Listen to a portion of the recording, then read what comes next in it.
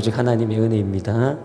이곳에 주님께서 임하시고 저희들과 함께 이 시간 온전하게 예배를 받으시는 복된 시간 되기를 소망합니다. 옆에 분 한번 보세요. 누가 오셨는지. 이쁜 분 오셨어요? 예, 아름다우십니다. 멋있으십니다. 우리 인사 들어가겠습니다. 성령 충만하셔가지고 다 아름다우신 것 같아요. 마스크 써도 다 이뻐 보이는 게 다 보여요. 왜냐하면 눈을 보면 웃는지 안 웃는지 다 알 것 같더라고요. 다 웃고 계신 것 같아요. 하나님이 다 기뻐하실 줄 믿습니다. 족보에 숨겨진 예수님의 사역이라는 제목으로 하나님의 말씀 보도록 하겠습니다. 제가 1절부터 17절까지 읽었는데 이름만 계속 읽었어요. 성경 읽을 때 이 부분이 나오면 읽기 싫은 마음이 굴뚝 같곤 한데, 그런데 이 족보 안에 하나님께서 하나님의 마음을 담아 두신 걸 보게 돼요. 그냥 그저 이렇게 무턱대고 이렇게 족보를 갖다가 하나님께서 기록하신 것이 아니라 의미를 담고 목적을 담아서 이렇게 기록한 것을 보게 됩니다. 보도록 하는데요. 구약의 마지막 책이 뭐죠? 말라기입니다. 그리고 신약의 첫 번째 책이 오늘 읽은 마태복음입니다. 여러분 아시는지 모르지만 말라기와 마태복음 사이에 중간기가 있어요. 이 중간기를 암흑기라고도 하고 그리고 침묵기라고도 말하기도 합니다. 하나님께서 말라기 선지자 이후에 예수님 탄생할 때까지 무려 400년, 몇 년? 400년 동안 아무런 선지자도 보내지 아니하시고 말씀도 보여주지 아니하셨어요. 이 400년 동안의 암흑기 동안 하나님이 침묵한 만큼 세상은 어떤 일이 벌어지느냐 하면 여러 강대국들이 일어나요. 바벨론, 페르시아, 헬라 제국 그리고 로마까지 강성하였던 때였습니다. 그런데 이때 세상의 모습은 누가 더 많이 죽이고 누가 더 많이 빼앗는가의 싸움인 거예요. 인간의 역사이기도 한데, 그러면서 자신의 제국을 키워나갔지만 결국은 강성했던 바벨론도, 페르시아도, 헬라 제국도, 로마 제국도 멸망 앞에 맞닥뜨렸다라는 거예요. 여기서 무엇을 보여주느냐 하면 세상은 스스로 구원할 수 없다라는 거예요. 인간은 스스로 구원할 수 없다라는 것을 암묵적으로 하나님께서 보여주고 있는 거예요. 이 놀라운 강대국들을 통해 가지고. 그래서 하나님께서 이 땅에 누구를 보내주시느냐 하면 오직 예수 그리스도, 초림 예수를 보내주신 줄 믿으시길 바랍니다. 그리고 예수님을 통해서 어떻게 하세요? 서로 죽고 죽이는 일만 하는 인간의 한계에 부딪힌 세상 나라들을 뒤로하고 새로운 나라를 이 땅에 가지고 오시는데, 그 나라가 예수님이 이 땅에 가져오신 그 나라가 바로 하나님의 나라 천국인 것입니다. 오늘 마태복음 1장을 보면 예수님의 족보 이야기인데요. 마태복음 1장 1절에 보면 아브라함과 다윗의 자손 예수 그리스도의 세계라 얘기하고 있어요. 아브라함과 다윗의 자손 예수 그리스도의 세계라 시작과 동시에 생소한 이름들이 쭉 하여튼 기록이 되어 있습니다. 신비로운 것은 무엇이냐면 예수님의 족보를 통해서 예수님께서 이 땅에 가져온 하나님의 나라 천국이 어떻게 임했는지, 어떻게 확장이 되었는지, 어떤 사역을 해야 하는지에 대해서 독특한 문학적 표현을 통해서 예수님의 사역을 숨겨 놓으신 거예요.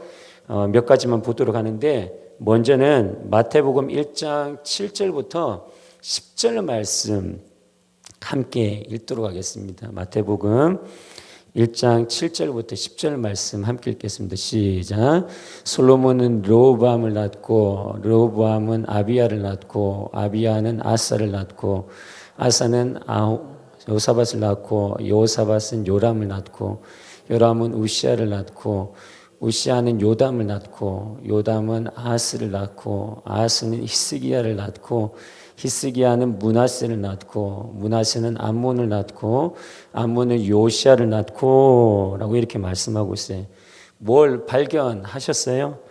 다윗은 솔로몬을 낳습니다. 그리고 솔로몬은 르호보암을 낳아요. 이후에 이름들을 보면 금방 읽었던 그 이름들이 이스라엘의 왕들의 이름들이 나열되는데 아비야, 아사, 여호사밧, 요람, 우시야, 요담, 아하스, 히스기야, 므낫세, 암몬, 요시야 이름들이 기록이 되어 있는 거예요. 그러니까 이스라엘의 유다 왕들의 이름이 기록되어 있는 거예요. 바로 이스라엘 유다 왕들의 이름을 기록하고 있는 거예요. 마태복음 1장 7절부터 10절 말씀이 무엇을 말씀드리려고 하느냐 하면 예수 그리스도는 유대인의 왕으로 이 땅에 오셨다라는 것을 이 족보에 하나님이 담아두시는 거예요. 예수님은 왕으로 오셨다라는 거예요. 유대인으로 왕으로 오셨다라는 거예요. 우리의 왕으로 오셨다라는 것을 말씀하고 있는 것입니다. 이스라엘 백성들은 로마의 압제로부터 힘들어 지쳐 있고 고난 가운데 있는 자신들을 정치적으로, 경제적으로, 군사적으로 해방시켜 줄 왕, 메시아가 올 것이다라는 메시아 대망 사상을 가지고 있었습니다. 이스라엘이 속박 가운데 있을 때 모세가 나타난 이스라엘을 출애굽하였듯이 유대인들은 자신들을 위해서 메시아가 나타나 로마로부터 구원해 줄 것이다 라고 이렇게 여겼던 거예요. 그래서 자신들을 해방시켜 줄 메시아를 이스라엘 백성들은 기다렸습니다. 메시아 대망사상. 그 메시아가 이새의 아들 다윗 왕의 줄기를 타고 오실 것이다 라는 것을 믿고 있었던 거예요. 메시아 대망사상에 사로잡힌 유대인들을 향해서 마태복음은 족보에서 이렇게 외치는 거예요. 너희들을 구원할 자는 유대인의 왕으로 이 땅에 오신 메시아이신 바로 예수님이시다. 할렐루야. 말씀하고 있는 겁니다. 그런데 이스라엘 백성들이 생각할 때 예수님은 유대인의 왕도 메시아도 아닌 것 같은 느낌이 드는 거예요. 왜냐하면 예수님께서 예루살렘에 입성하실 때 늠름한 말을 타고 입성하시는 것이 아니라 초라하고 볼품없는 나귀를 타고 예루살렘에 입성하셨기 때문에 그래. 인간의 시각으로 바라볼 때 왕이 입성하는 모습이 아니었던 거예요. 그리고 그 당시 죄인 중에 괴수들이 차명을 당했던 가장 처참한 형이 무엇이냐면 십자가형이에요. 이 십자가에서 예수님이 죽으시는 걸 또 보게 되는 거죠. 이스라엘 백성들은 자신들이 생각했던 강하고 능력 있는 왕도 메시아도 예수님은 아니었던 것입니다. 하지만 하나님께서는 이스라엘 백성들을 향해서 이렇게 말씀하시는 거예요. 이새의 줄기에서 난 메시아는 예수님이시다. 너희가 기다리는 메시아는 왕은 바로 예수님이시다 라고 이렇게 말씀하고 있는 것입니다. 사랑하는 성도님들, 하나님이 우리에게 주시는 왕으로 메시아로 주시는 구원도 사람들이 이해할 수 없는 방법으로 주심을 마음 가운데 새기는 이 시간 되기를 주님의 이름으로 축복드립니다. 나귀를 타고 볼품없이 예루살렘에 입성하셨던 예수님을, 그분이 메시아이신 것처럼 십자가에 달려 죽으심으로 인하여서 우리 죄를 사해 주심에 세상의 원리가 아닌 하나님의 방법으로 구원을 이루어내시는 그 놀라운 역사를 마음 가운데 새기고 사시는 은혜가 있기를 주님의 이름 축복드립니다. 마태복음 1장 21절을 보면 아들을 낳으리니 이름을 예수라 하라. 이는 그가 자기 백성을 저희 죄에서 구원할 자이심이라 하니라 라고 말씀하고 있는 거예요.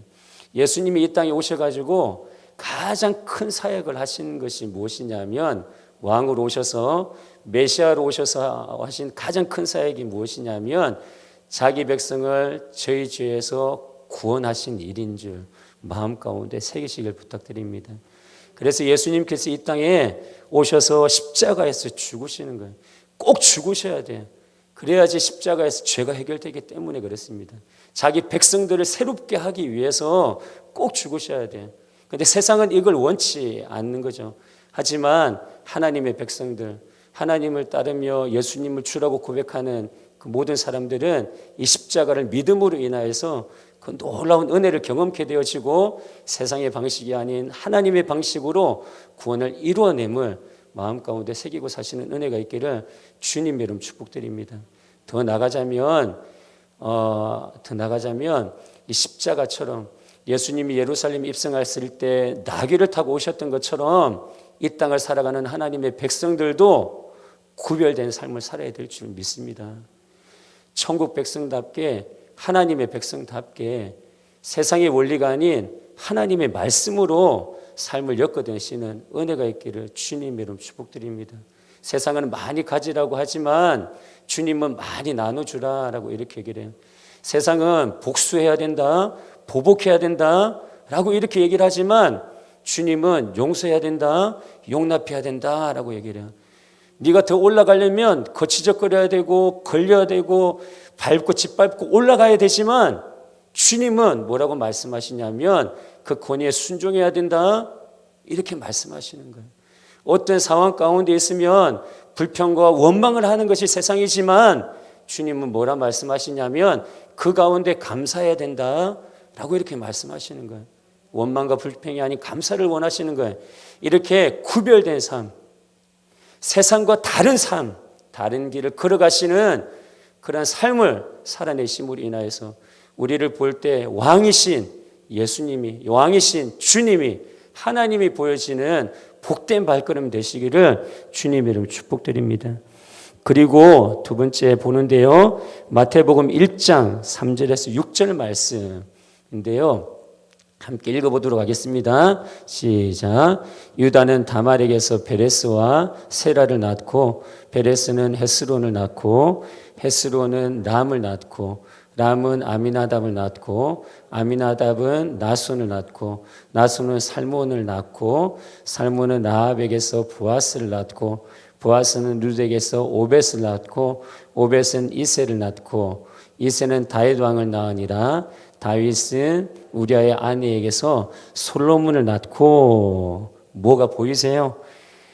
이 족보에 독특한 부분이 있는데 이스라엘 문화랑 우리나라 문화랑 비슷해요. 족보에는 누구 이름만 올라가요? 남자 이름만 올라가요.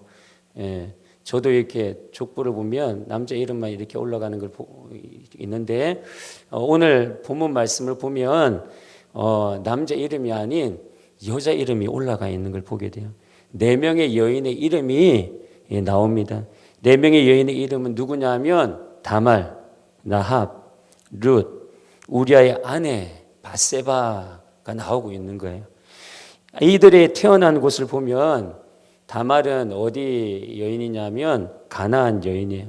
라합은 여리고 여인이에요. 룻은 모압 여인이에요.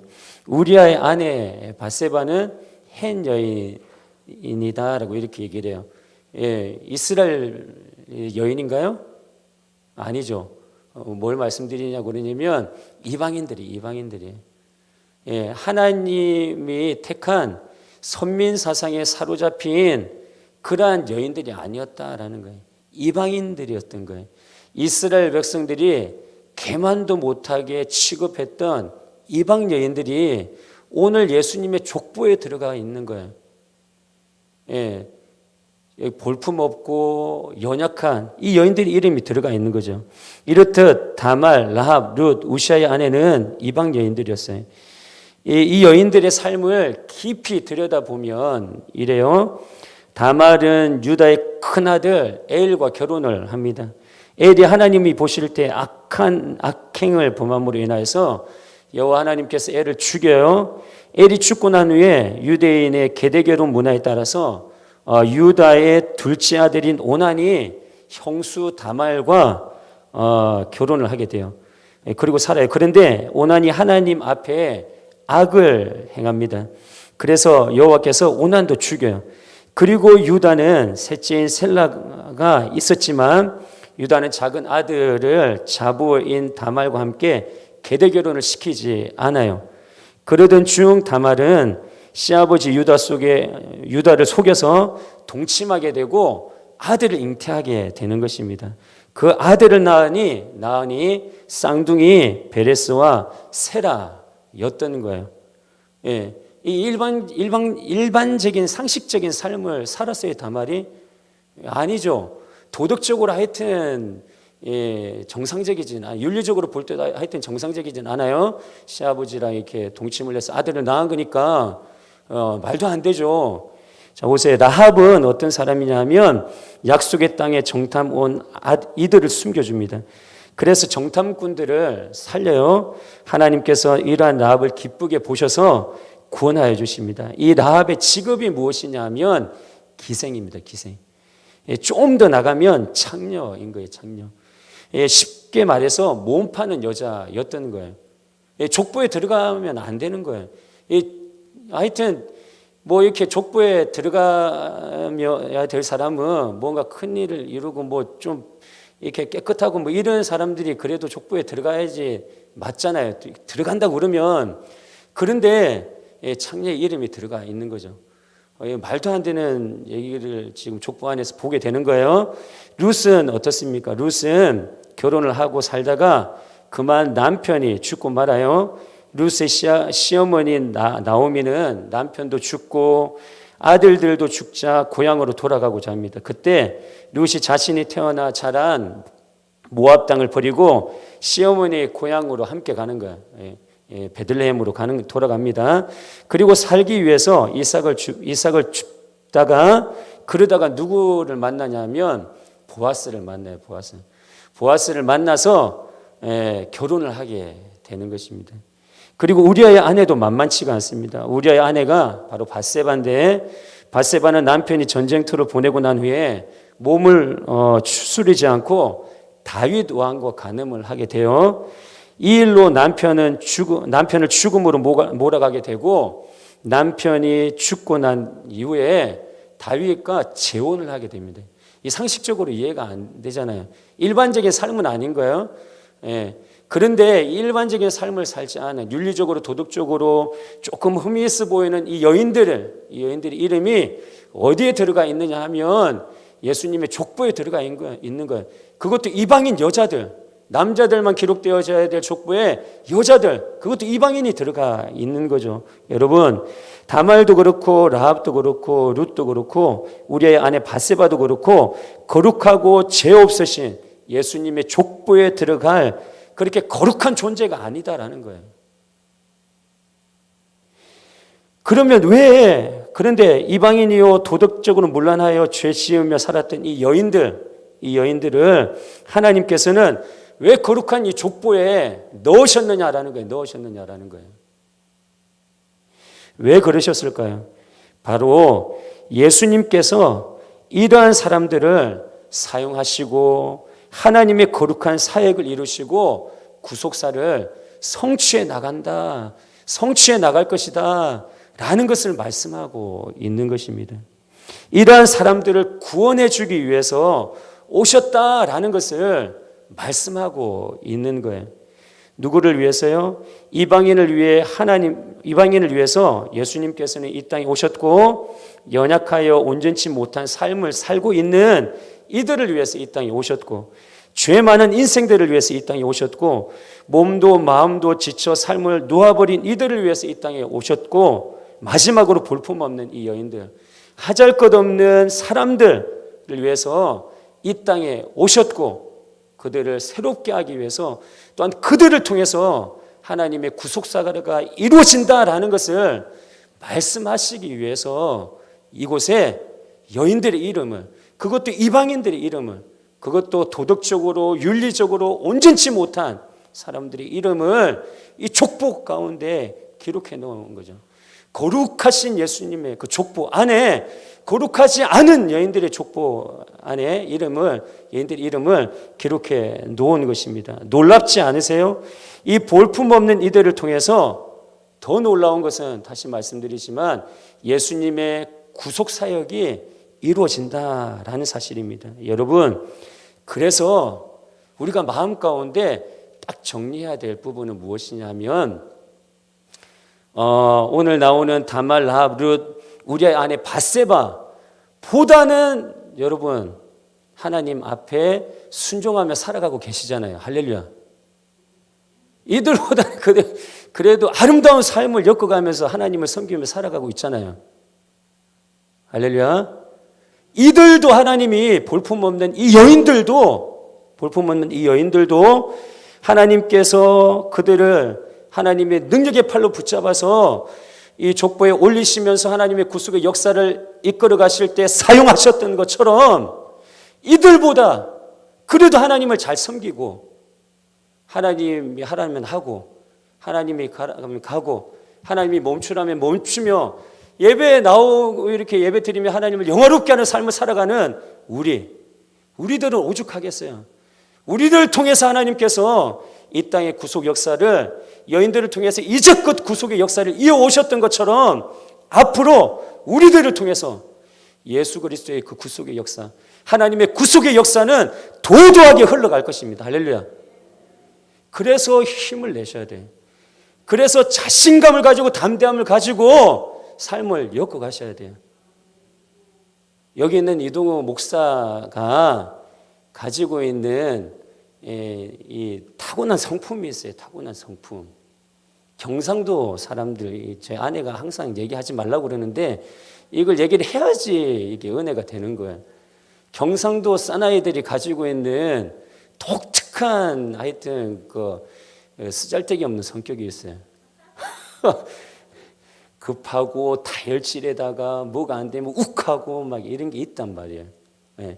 그렇게 일하다 보면 주변에 있는 사람들 상처받고 나가 떨어지고 지 잘난 맛에 살아가는 게 이 경상도 분들 계신지 모르지만 하여튼 그런 모습을 가지고 있는 비슷한 성품을 가지고 있는 게 경상도 분들의 성품인 것 같아요. 근데 저도 그렇단 말이에요. 그런데 이 모난 것, 이 볼품 없는 것, 정말 하잘 것도 없고 쓰잘 것 없는 이 부분 아시는 하나님께서 이동호 목사를 부르시고 하나님의 복음 사역, 구속의 사역에 쓰시고 앞으로도 쓰실 것이다 라는 거예요. 여러분 가지고 있는 그 약함이 무엇이에요? 괜찮으세요.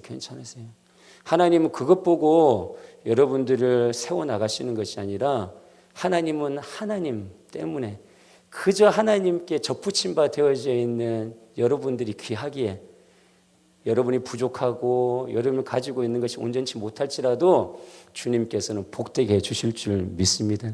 그러니까 하나님께 붙어 있는 게 이게 복인 거예요. 그래서 내가 가지고 있는 연약함, 볼품없는 것 이런 걸 보지 마시고 누굴 봐야 돼요? 하나님을 보고 삶을 엮어가시는 은혜가 있기를 주님의 이름으로 축복드립니다. 이렇게 예수님께서는 이 땅에 약하고 보잘것없고 하잘것없는 이들을 위해서 이 땅에 오셨고 그들을 세우시고 회복시키시고 치료해 나갈 것입니다. 그리고 그들을 통해서 하나님이 살아계심을 똑똑히 보여주실 것이고 그들이 선 자리가 하나님이 통치하시는 천국이 될 줄 믿습니다. 마지막으로 마태복음 1장 1절부터 16절을 읽어가다 보면 가장 많이 나오는 단어가 있어요. 단어가 무엇이냐면 바로 낳고라는 단어예요. 낳고.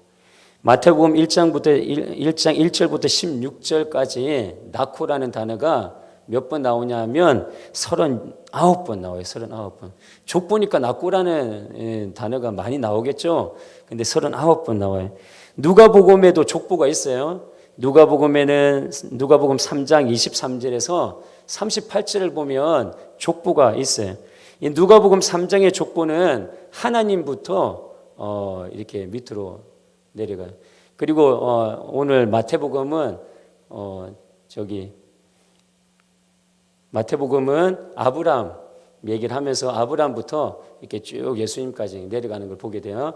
누가복음은 하나님부터 시작하고 이렇게 족보가 다른데, 이 누가복음 3장의 족보는 나코라는 라고 이렇게 표현하지 않고 뭐라고 이렇게 표현하냐면 이상이라고 표현해요. 그 위다라는 거죠. 마태복음은 유독 마태복음만 나코라는 단어를 사용하면서 예수님의 족보를 설명을 하고 있는 걸 보게 돼요. 창세기 5장의 아담의 계보, 창세기에도 이렇게 족보가 나오는데 아담의 계보를 보면 거기는 뭐라고 표현하냐면 낳고 죽었더라라고 이렇게 표현을 해요. 그런데 마태복음은 뭐라고 그러냐면 낳고 죽었더라라고 아니고 그냥 낳고 이렇게 얘기를 하는 거예요. 이게 39번 사용되고 있는 동사인 것입니다. 유독 낳고라는 이 동사를 사용하여 예수님의 족보를 설명하고 있어요. 바로 이 땅에 오신 예수님의 사역이 낳는 사역이다라는 것을 말씀하고 있는 것입니다. 낳는다라는 것은 탄생을 의미하는 거예요. 이 탄생은 새로운 시작을 의미하고 있는 줄 믿으시길 바랍니다. 예수님은 낳는 사역을 통해서 새로운 시작을 주기를 원하시는 거예요. 새로운 시작을 주기를 원하시는 거예요. 바로 생명력을 주는 살리는 사역을 위해서 예수님이 이 땅에 오셨다라는 것을 하나님 마음을 담아 두신 거죠. 이 땅에서 질병으로 고통받는 이들에게 또는 영적으로 고통받는 이들에게 그리고 삶에 생기가 없어 죽어가는 이들에게 새로운 시작을 주겠다라는 것입니다. 예수님께서 한센병 환자를 불쌍히 여기시고 한센병 환자를 향해서 손을 대시고 깨끗하게 되어라 말씀하심과 동시에 깨끗하게 하시니 이게 낫는 사역이에요. 이게 새로운 시작을 주시는 거죠. 질병 가운데 고통받는 그가 나병으로부터 자유함을 얻음으로 인하여서 새로운 삶, 새로운 시작이 펼쳐지게 되는 거예요. 더러운 귀신 들린 사람을 향하여서 꾸짖어 말씀하십니다. 이 사람에게서 나아가라. 그랬더니 악한 귀신이 격려를 일으키고 큰 소리를 지르며 그 사람을 떠나가는 거예요. 이 낫는 사역이에요. 그러면서 그 사람에게 귀신이 떠나감으로 인하여서 새로운 삶, 새로운 시작을 주는 거예요. 누가? 예수님이 이 땅에 오셔서 하시는 사역이 그렇다고요. 무덤에 장사되어 사흘이 되어 썩은 냄새가 나는 나사를 향해서 나오라 명령하실 때에 천의 동임체로 염을 한 상태로 나오니 죽어져가는 심령을 다시금 생명력 있게 회복시킴으로 인하여 낫는 사역을 하시는 걸 보게 되죠. 이에게도 새로운 삶, 새로운 시작을 허락하시는 걸 보게 되는 것입니다. 그래서 예수님을 만나면 새로운 삶, 새로운 시작이 이루어지게 될 줄 믿습니다. 생명력 있게 회복시키시는 낫는 사역, 살리는 사역이 있는 세계가 바로 예수 그리스도의 세계인 것입니다.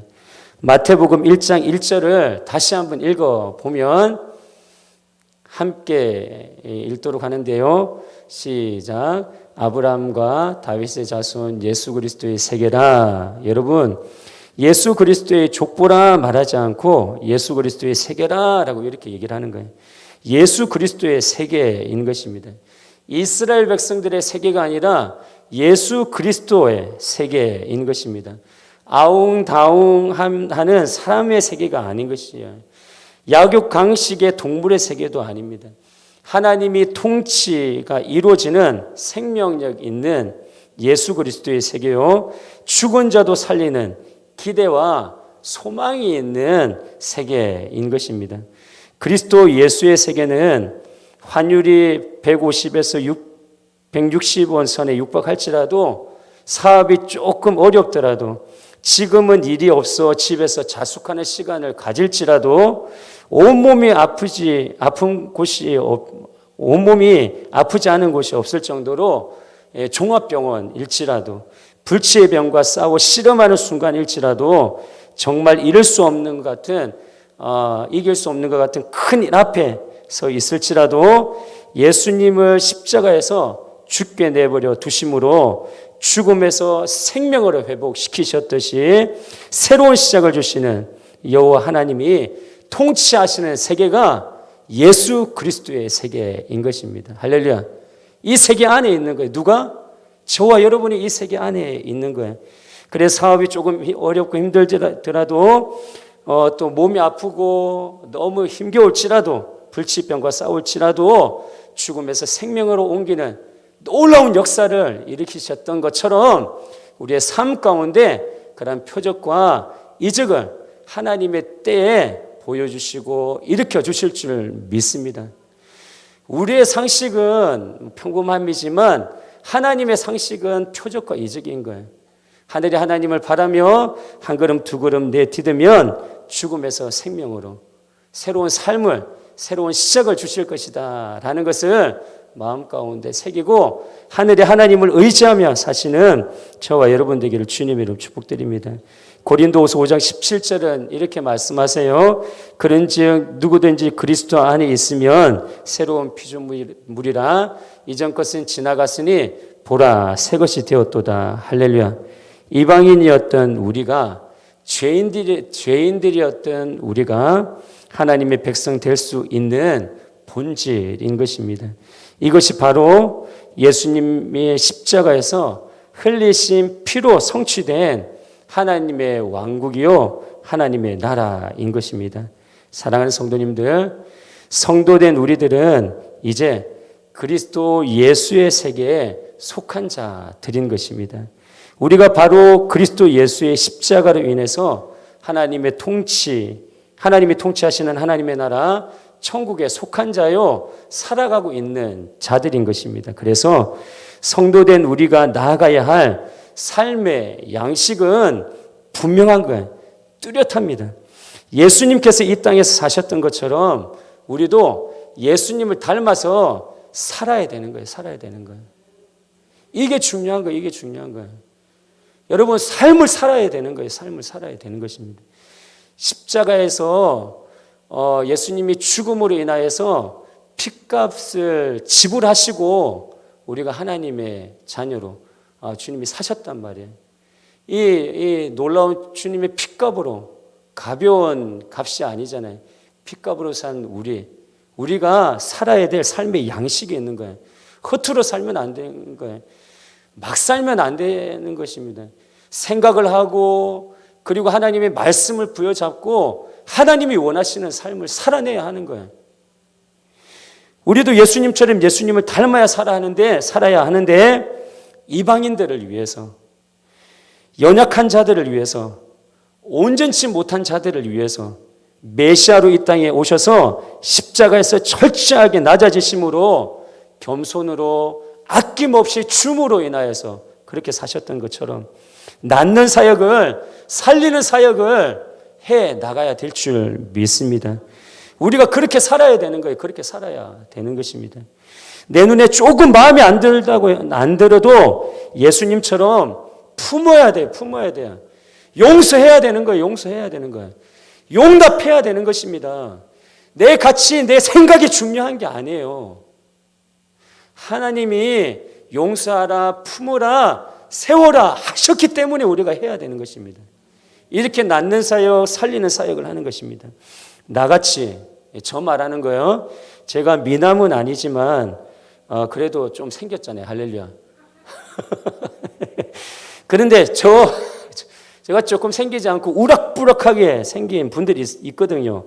그러면 뭐 성격도 그렇고 모습도 그렇고 그럼 그런 분들과 함께 동행하면서 그 모습을 보면 안 되고 그 모습도 품으면서 낫는 사역, 살리는 사역을 하셔야 한다라는 거예요. 나에게 혹 돈을 빌려 가셨던 분이 있으시면 그래서 갚지를 않아요. 그래서 그 사람 보면 내 마음이 억장이 무너져요. 근데 돈을 빌려준 사람들은 자기가 돈을 빌려준 줄 몰라요. 저도 한번 같이 사역하시는 목사님인데 뭐 물건을 사는데 순간 뭐 8만 원, 적은 돈이 아니잖아요. 그것도 10년 이상 전인 것 같은데 8만 원을 빌려달라고 그래가지고 빌려드렸어요. 그런데 지금까지도 못 받았어요. 8만 원 가지고 뭐 서로 멱살 잡고 뭐 그럴 필요 있어요? 8만 원 그냥 줘버리면 되지. 그렇잖아요. 그래서 얘기하다가 잠깐 말씀드리는데 지난번에도 말씀드렸지만 절대로 돈 빌려주지 마세요. 교회에서. 교회 안 나올 거야 그러면 알았어. 그래도 빌려주지 마세요. 알았어. 그냥 네가 알아서 해. 그러고 절대로 돈을 빌려주시면 안 됩니다. 하지만 내 수중에 이만큼 있어라는 생각이 들고 이만큼 주면 괜찮을 것 같다라면 그냥 못 받는다 생각하고 줘버리세요. 한 청년이 있었어요. 한 청년이 저한테는 하여튼 자주는 안 그러는데 가끔 가다가 그래요. 목사님 돈 있어요? 그러게요. 60만 원 정도 있으세요? 그래요. 필요하다고 제가 사고를 좀 쳤는데 좀 갚아야 될 것 같다고. 근데 거짓말이에요. 자기가 쓸 돈이 없으니까 그렇게 얘기를 하는 거예요. 그래서 60만 원은 없다. 한 30만 원 정도 있는 것 같은데 그러세요? 그럼 그것 좀 주세요. 그리고 우리 엄마한테 절대로 얘기하지 마세요. 얘기하더라고요. 그래서 줬어요. 3만 원. 30만 원을 줬어요. 못 받는다 생각하고 줬어요. 지금까지도 못 받았어요. 그런데 이렇게 같이 생활하면 같이 운동도 하고 예배 드리러 나와요. 그러면 걔가 밉느냐? 아니, 안 미워요. 왜냐? 못 받을 줄 알고 줬거든요. 주려면 이렇게 줘야 되는 거예요. 그래야지 나도 살고 함께하는 분들도 사는 거예요. 줬는데 내가 계속 그 사람을 보며 억장이 무너지고 살아야 돼 말아야 돼 그럴 정도면 절대로 돈을 빌려주면 안 되는 거예요. 할렐루야. 그렇게 생활하시는 저와 여러분들에게를 주님의 이름으로 축복드립니다. 그래서 나에게 돈을 빌려 갔는데 갚지 않는 거예요. 억장이 무너지는 것 같아요. 그런데 그 사람은 우리들 볼 때 뭐 해맑게 웃으면서 이렇게 대하는 거죠. 근데 그걸 받아줄 만큼의 낫는 사역, 살리는 사역을 하는 것이 세상과 달리 이 그리스도의 세계를 살아가는 사람들의 삶의 모습인 줄 마음 가운데 새기고 사시는 은혜가 있기를 주님 이름으로 축복드립니다. 이렇게 살아갈 때 하나님이 야, 너 대단하다. 너 그 정도야? 그러면서 하나님께서 감동하시고 기뻐하시지 아니하실까요? 그 기쁨을 드리는 저와 여러분들에게 주님의 축복드립니다. 내가 온전치 못한데 제가 무엇을 할 수 있겠습니까? 이렇게 반문하시는 분들도 혹여 계신 것 같아요. 여러분, 우리가 잊지 말아야 할 것은 하나님이 온전치 못한 삶을 살았던 여인들이 다말, 랍, 룻, 우리의 아내 바세바, 이 거룩한 예수님의 족보에 들어갔다라는 것을 꼭 기억하셔야 돼요. 우리보다 못난 사람, 도덕적으로 윤리적으로 온전치 못한 사람들도 예수님의 족보에 들어갔다. 하물며 나. 이렇게 생각을 하셔야 돼요. 그리고 그들을 통해서 구속의 역사를 이루어 가셨다. 나를 통해서도 하나님의 역사가 이 시간도 앞으로도 펼쳐질 것이다 라는 것을 믿고 온전치 못한 자들을 통해 하나님의 구속의 역사를 이루어 가셨듯이 온전치 못한 우리들을 사용하셔서 낫는 사역, 살리는 사역을 해나갈 것이다 믿고 사시는 은혜가 있기를 주님으로 축복드립니다.